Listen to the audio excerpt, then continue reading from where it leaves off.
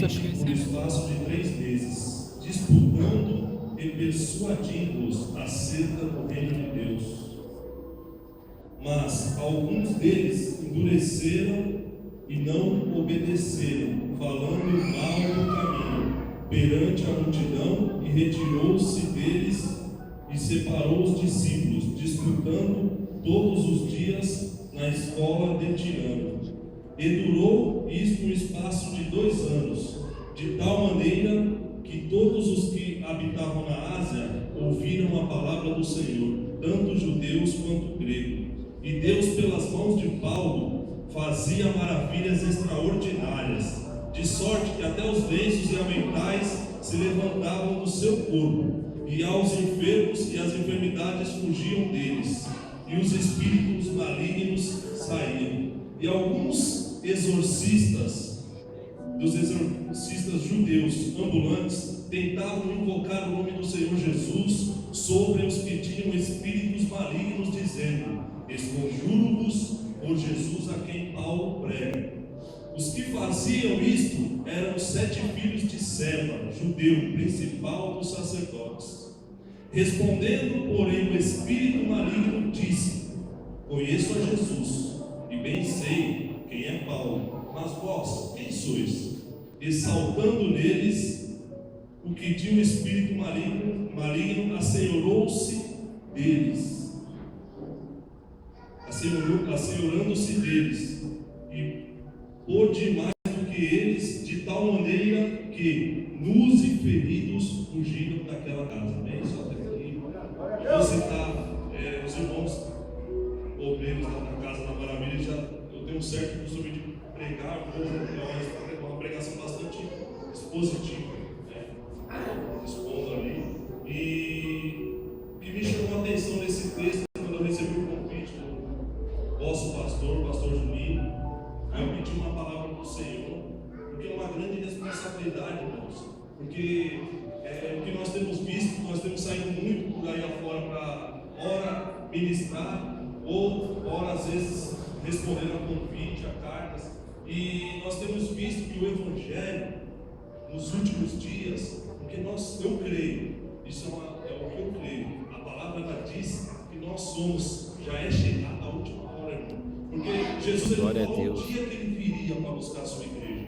Não, ele não falou, mas ele falou pelos sinais vocês vão saber, os sinais a cada dia têm sido cumpridos, e um dos sinais é que tem sido pregado um falso evangelho em muitos lugares. Tem se levantado nos últimos dias falsos profetas, tem se levantado nos últimos dias homens amantes de si mesmos, uns que pregam a palavra por ganância, outros por inveja. E a igreja do Senhor, é hora de nós sairmos dessa inércia. Eu falo eu me incluo, em nome de Jesus, a cada um de nós, a começar da liderança, sairmos desse pensamento. Eu vi o pastor Julinho falando aqui acerca do estudo para os obreiros. É fato, irmão, isso é fato, é confirmação de que a palavra é de Deus.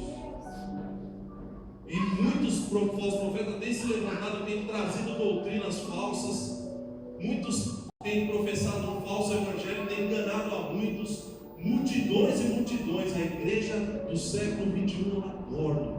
A igreja do século 21 ela é doente. Eu já falei em outros lugares onde eu preguei que nós temos 50 milhões de evangélicos, mas se nós tirarmos 10% daqueles que estão verdadeiramente comprometidos com a causa do evangelho, irmão, o nome do Senhor vai ser louvado em nome de Jesus. Porque eu creio que no meio da Babilônia, eu vou citar aqui alguns homens de Deus. Daniel, no meio daquela Babilônia, o Senhor levantou ele, Sadraque, Mesaque, Abidinego também, e eles não se contaminaram com o manjar do rei. O que nós temos vivido nos últimos dias, irmão, são dias de Babilônia, dias de Sodoma e Gomorra, dias em que o mundo tem tentado entrar dentro da igreja. Mas eu creio, como Deus usou o profeta Elias, ele falou para Elias: eu estou falando para esta igreja que hoje o Senhor vai pelo Espírito de Deus, que ainda há 7.000 que não se dobraram em nome de Jesus. Ainda há 7.000 que não se dobraram em nome de Jesus. E Deus ele conta comigo e com você. Aleluia. Reveril, eu gosto muito de ler livros, de Leonardo Ravenhill, grande homem de Deus, um pastor. Ele uma vez, em um dos seus livros, ele citou algo que aquilo falou comigo, falou na minha mente. Hoje, irmão, não é difícil abrir igreja, você está se abrindo igreja à torta e à direita. O difícil é fazer cair fogo no céu. O difícil é o evangelho da graça ser pregado genuinamente. A igreja do Senhor, a igreja do século XXI, ela tem tido ouro e a prata, mas não tem faltado o levante e anda. O que tem faltado é o evangelho da graça. Pedro, ele tinha o levante e anda, mas mais do que o levante e anda, ele tinha o evangelho da graça. Porque muitas das vezes a pessoa é curada, muitas das vezes o Senhor ele liberta do tumor, ele faz maravilhas, e a pessoa daqui a algum tempo ela torna para o mundo. Ela faz que nem os 9 dos 10 leprosos. 10 foram curados, somente um voltou para adorar a Deus, para agradecer. E a igreja, nesse meio tempo, ela tem sido um pouco enganada, mas eu creio que o espírito de discernimento ele vai descer sobre Deus a ti toda a glória. no ano de 2014. Porque aquele que te chamou, irmão, para a boa obra, ele é fiel e justo e ele vai cumprir em nome de Jesus. Irmão, busca conhecimento, sim, busca a graça de Deus, sim. Porque tem muitos iletrados com muito conhecimento, mas é só que muitas das vezes o conhecimento tem sufocado a graça, porque ele se apoia no próprio braço dele. Ele fala: não, eu sei, eu faço, eu aconteço, eu não sei nada. Quem manda aqui é o general dos exércitos do céu, quem manda aqui é o Espírito Santo de Deus. Se o Espírito Santo de Deus se retirar da minha vida, é melhor que eu morra. É melhor que eu morra. Pode faltar tudo na minha e na tua vida, irmão. Pode faltar dinheiro, passa a tribulação, você passa por dor, você passa por angústia, você passa. O nosso Jesus também passou. O apóstolo Paulo, no qual se deu o texto aqui, ele também passou. Ele passou por 195 açoites, ou seja, uma quarentena menos 1 vezes 5, são 195 cortes nas suas costas. E nem por isso ele negou ao meu Jesus. Nem por isso ele foi ameaçado de ser jogado aos leões. Ele teve a sua cabeça decepada. Eu creio que aquele maldito daquele Nero, ele deve ter afrontado Paulo, ele deve ter zombado de Paulo até os últimos segundos da vida dele, ali para que Paulo negasse o Evangelho. Mas ele não se envergonhou do Evangelho de Cristo. Paulo disse em Romanos 1,16: eu não me envergonho do Evangelho de Cristo, porque ele é poder de Deus, tanto para judeu quanto para grego. E tanto quanto para mim e para você, o Evangelho ele é poder de Deus. E eu quero fazer parte, eu creio que muitos aqui, todos aqui, querem fazer parte de uma igreja que vai reformar essa baderneira que estão fazendo aí no nome de Jesus. Porque Jesus, no dia do juízo, hoje ele está agindo como advogado, mas um dia ele vai ser juiz. Em nome de Jesus, eu creio, eu fico feliz quando eu vejo uma comunidade aqui, ó, abençoada, os irmãos louvando, adorando a presença do Senhor, independente, cada um tem a sua luta, cada um sabe como aqui chegou. Irmão, você chegou de uma forma aqui, irmão, mas da mesma forma que você chegou, eu garanto pela palavra de Deus, você não vai sair. Você não sai daqui da mesma forma que você chegou. Você está sentindo angustiado? Glória a Deus por isso. Oh, glória, aleluia também. Muitas das vezes hoje, talvez no dia de hoje eu estou com a minha alma angustiada, mas no momento que eu estou falando aqui para os irmãos, o Senhor está me livrando de uma angústia, mas Ele está sendo liberado sobre a tua vida também. O que tem angustiado a tua alma, o que tem feito a tua alma ficar doente hoje, o que tem feito a tua alma ficar triste, irmão, o que está reservado para mim e para você é muito mais além do que você pode pedir, pensar ou imaginar. Pensa no impossível, irmão. Pensa em algo que não. Irmão, isso não é nada para Deus. Isso não é nada. E aqui no texto citado, eu estou citando Paulo, já ali na cidade de Éfeso, na sua terceira viagem missionária. E um detalhe que me chamou a atenção nesse texto, que quando ele saiu de Corinto, rumando para Éfeso, a palavra fala acerca de um homem chamado Apolo. Era um homem eloquente, um homem, eu creio que pregava a palavra de Deus com essência, ou seja, ele pregava o Evangelho da graça. Porque o camarada recebeu um elogio do apóstolo Paulo, que mais à frente nas suas cartas ele citou a vida de Apolo, e aqui no começo da carta, no capítulo capítulo 19, fala um pouquinho acerca daquilo que Apolo fazia, aquilo que Apolo pregava. Deus também operava maravilhas através da vida de Apolo. E Paulo, pegando o gancho, ele se introduziu na cidade de Éfeso, onde era a cidade de uma deusa chamada Diana dos Efésios, para os judeus. E ele, introduzido ali naquela cidade, ele foi com um único e exclusivo propósito. Sabe qual era o propósito? Anunciar a verdadeira palavra de Deus. O que eu quero já trazer aqui, abrir um parênteses para mim e para você essa noite. Aonde quer que você ponha a planta do teu pé, aonde quer que o Senhor te mandar ir, seja na tua casa, na tua família. Irmão, para pregar o Evangelho eu não preciso pegar um avião aqui e atravessar o mundo, não. O Evangelho pode ser pregado na minha casa. O Senhor está te chamando para o Evangelho, ele pode ser anunciado na tua vizinhança. O Senhor está chamando, nós estamos como nos dias de Éfeso também, porque a palavra fala que ali se produziu uma grande idolatria no meio daquele povo. Essa deusa Diana dos Efésios era uma deusa que promulgava a prostituição. Ali estava tendo uma falsa adoração e milhares de almas estavam sendo fadadas, condenadas ao inferno. Mas o Senhor, pela misericórdia, ele enviou um homem lá chamado apóstolo Paulo, juntamente com Timóteo, a palavra fala, e Erasto também, um dos seus assistentes, levou esses homens lá para quê? Para fazer diferença. E o que eu quero dizer para você já aqui, em nome de Jesus, que no ano de 2014, Jesus vai te levar aonde for para fazer a diferença. Aleluia, Deus. Em nome de Jesus. Pode ter idolatria, pode ter feiticeiro, pode ter macumbeiro, pode ter o que for, irmão. Mas em nome de Jesus você vai para fazer a diferença. Glória a Deus. Você é escolhido para fazer a diferença. Deus fiel, aleluia. Ou, se você não for fazer a diferença, vai acontecer como mais à frente aqui nós lemos. A palavra fala que Paulo, ele falava ousadamente, ou seja, com convicção daquilo que ele estava falando. Paulo, se você, os discípulos, o próprio Jesus, ele tinha convicção daquilo que ele estava passando para aquele povo. Porque a palavra fala em João 17, capítulo 17, versículo 17. Jesus, ele declarou: Pai, santifica-os na verdade. Você sabe qual é a verdade? A palavra é a tua verdade.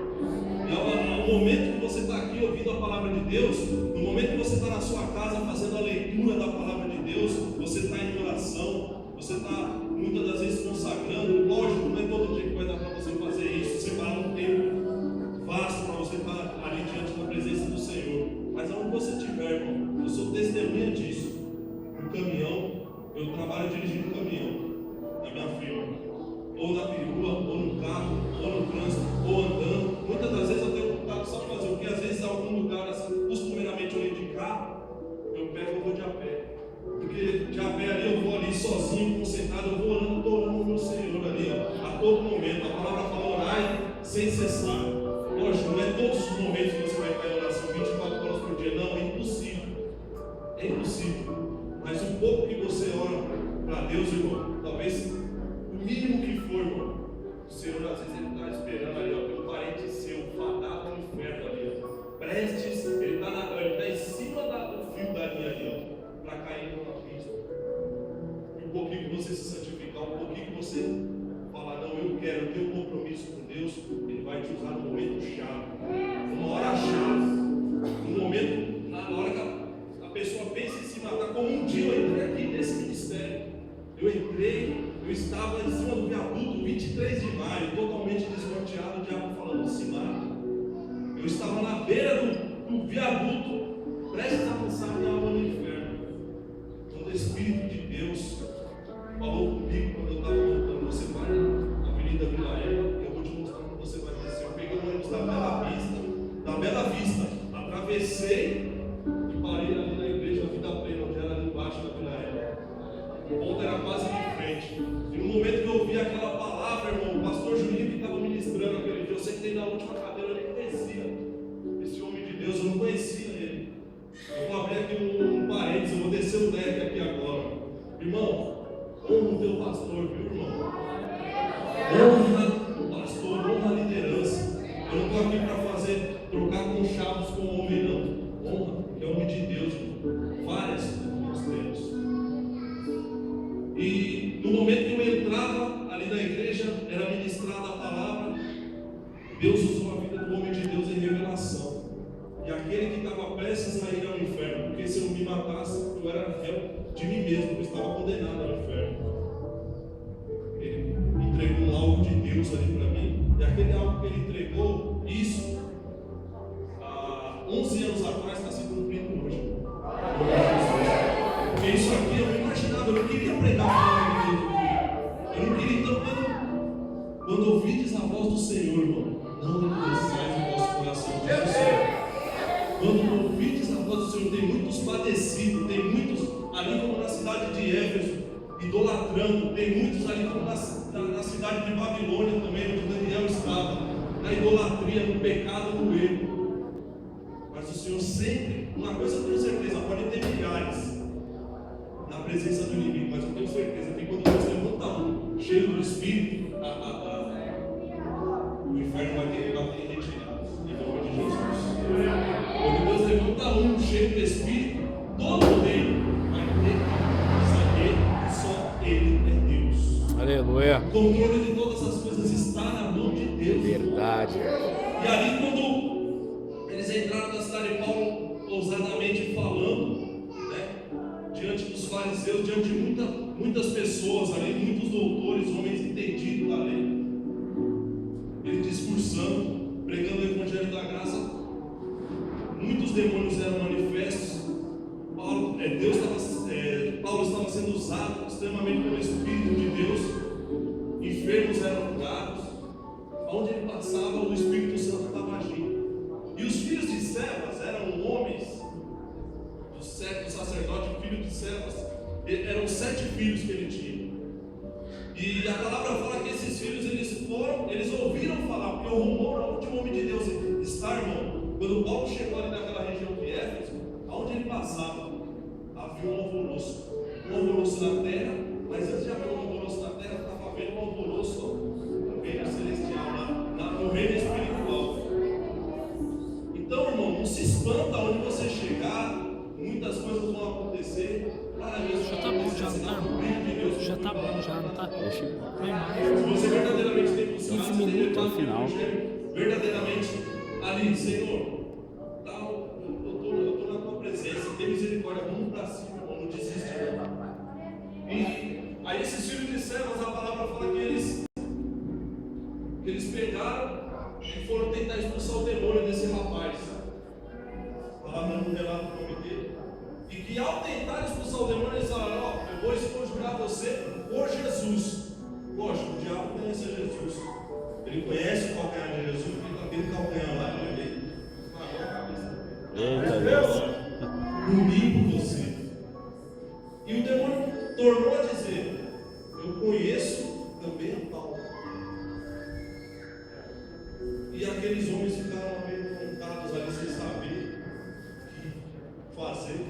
A palavra fala que aquele demônio, aquele homem endemoniado, se apossou deles, arrancou as vestes deles. Sabe o que quer dizer arrancar as vestes?